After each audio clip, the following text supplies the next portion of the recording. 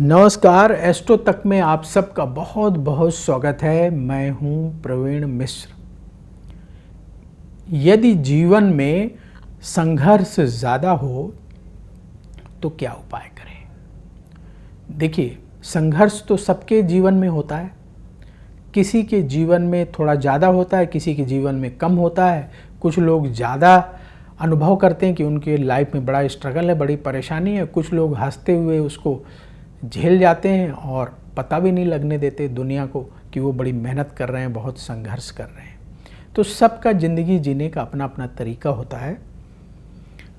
अगर आपको खुद ऐसा महसूस हो रहा है कि संघर्ष बहुत ज़्यादा है, तो समझिए कि आपकी कुंडली में बृहस्पति ग्रह से अच्छा फल नहीं मिल रहा है। यदि कुंडली में बृहस्पति की स्थिति अच्छी हो तो ऐसे लोग जो मेहनत करते हैं उनका पूरा फल मिलता है। तो अगर बृहस्पति ग्रह से शुभ फल नहीं मिल रहा है तो आप ये उपाय करना शुरू करें। आपके जीवन का संघर्ष धीरे धीरे घटने लगेगा और कामयाबी मिलने लगेगी। रुके हुए काम पूरे होने लगेंगे, धन आने लगेगा। क्या करना है आपको? हर बृहस्पतिवार के दिन व्रत रखें और भगवान विष्णु और माँ लक्ष्मी की पूजा करें। हर बृहस्पतिवार के दिन कहाँ पूजा कर सकते हैं? आप अपने घर में पूजा कर सकते हैं या भगवान विष्णु और माँ लक्ष्मी का जहाँ मंदिर हो, लक्ष्मी नारायण मंदिर हो, वहाँ जाकर भी पूजा कर सकते हैं। और हल्दी की 7 गांठें ले लें और भगवान विष्णु के चरणों में अर्पित करें। जैसे अगर आप किसी मंदिर में जाके पूजा कर रहे हैं तो वहाँ अर्पित कर दें। घर में पूजा कर रहे हैं तो घर में आप चढ़ाएं। फिर क्या करें, जब पूजा समाप्त हो जाए तो अगर मंदिर में चढ़ा रहे हैं तो पंडित जी से वो हल्दी की गांठ मांग लीजिए कि पंडित जी ये हमें दे दें, और उसे पीले कपड़े में बांध कर ले आइए। अगर आप अपने घर में पूजा कर रहे हैं, भगवान विष्णु और माँ लक्ष्मी का चित्र, एक चौकी लें, उसमें पीला कपड़ा बिछाएं या लाल कपड़ा बिछाएं, उसमें रखें और पूजन करें। और एक पीले कपड़े में वो 7 हल्दी की गांठें बांध करके और अपने तिजोरी में रख दें। और नियमित रूप से प्रतिदिन भगवान विष्णु की आरती अपने घर में अवश्य करें। हर बृहस्पतिवार के दिन जब व्रत का पारायण करेंगे शाम के समय, तो पीला भोजन बनाएं। जो भी प्रसाद ग्रहण करें उसमें कुछ हल्दी डाल दें, कलर पीला हो जाएगा। और वो प्रसाद कम से कम 3 लोगों को अवश्य बांटें। अगर आपको 3 ज़रूरतमंद लोग नहीं मिल रहे हैं तो मंदिर में जा कर के दे आइए 3 लोगों का भोजन, या आप एक एक थाली 3 मंदिरों में पहुंचा दें। पैकेट बना लें, 3 मंदिरों में जाकर दे आएँ या 3 ज़रूरतमंद लोगों को दे आएँ। जैसी व्यवस्था बने, 3 लोगों को भोजन दान करना है हर बृहस्पतिवार के दिन। और प्रतिदिन भगवान विष्णु की आरती अवश्य करना है। दिन में एक बार, चाहे सुबह समय मिले सुबह कर लें, शाम को समय मिले शाम को कर लें। और एक मंत्र नोट करिए, ओम नमो भगवते वासुदेवाय। इस मंत्र का तुलसी की माला से प्रतिदिन 11 माला जाप करें।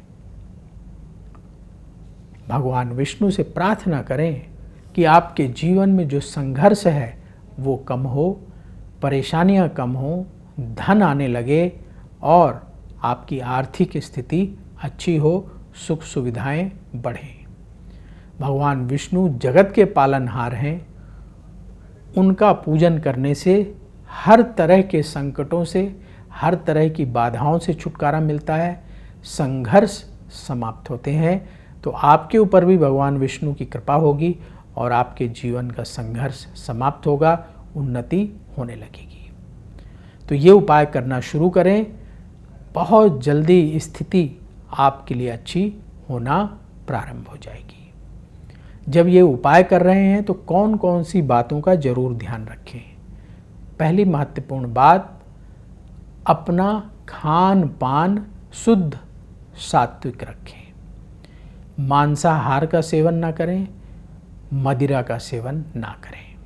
अगर आपका खान पान गड़बड़ होगा तो उतने पवित्र मन से आप पूजा नहीं कर पाएंगे, मंत्र जाप नहीं कर पाएंगे और उतना अच्छा रिजल्ट आपको नहीं मिल पाएगा।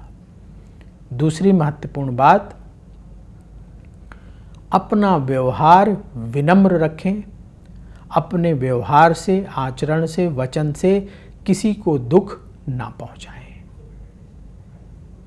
तीसरी महत्वपूर्ण बात, अपनी सोच को हमेशा सकारात्मक रखें, नेगेटिव ना सोचें। कई बार होता है ना कि कोई परेशानी आई, कोई नुकसान हुआ तो हम नेगेटिव सोचने लगते हैं, ऐसा होगा, ऐसा होगा, ऐसा नुकसान होगा, ऐसा ना सोचें। अच्छी अच्छी बातें सोचें, पॉजिटिव सोच रखें तो आपके साथ अच्छा होना शुरू हो जाएगा। अगली महत्वपूर्ण बात, अपने घर के वातावरण को शांत और पवित्र रखें। कैसे होगा शांत और पवित्र? घर में कलह, लड़ाई, झगड़ा ना होने दें। और घर में जब आप प्रतिदिन भगवान विष्णु की आरती करेंगे तो आरती करने के बाद जो दीपक है उसको पूरे घर में उसकी आरती ऐसे फैला दें और कोशिश करें कि आरती में घर के ज़्यादा से ज़्यादा लोग शामिल हों। घर का वातावरण शांत होगा, पॉजिटिव होगा तो आपके घर में सुख समृद्धि बढ़ना शुरू हो जाएगी। तो ये छोटी छोटी बातें हैं जिनका ख्याल हमें अवश्य रखना है और ये उपाय स्वयं भी करें और अपने करीबी लोगों के साथ भी शेयर करें ताकि उनके जीवन में जो संघर्ष है वो भी समाप्त हो, आपके घर में भी सुख बढ़े और आपके करीबी लोगों के घर में भी सुख बढ़े। तो अब वक्त हो चला है आपसे विदा लेने का। कमेंट बॉक्स में जय श्री राधे जरूर लिखें। राधा रानी की कृपा से तुरंत आपको पॉजिटिविटी की प्राप्ति होगी। तो बोलिए जय श्री राधे। क्या कहती है आपकी राशि? कैसा होगा आपका दिन? क्या है आपके लिए शुभ रंग? कौन सा उपाय आपके बिगड़े काम बना देगा? पर्व और त्योहार मनाने से आपको क्या लाभ होगा? ग्रहों के बदलते गोचर कैसे आपकी किस्मत पर असर डालते हैं? अपनी किस्मत चमकाने के लिए आप क्या विशेष उपाय करें? ये सब जानने के लिए देखिए एस्ट्रो तक, सिर्फ एस्ट्रो तक। नमस्कार।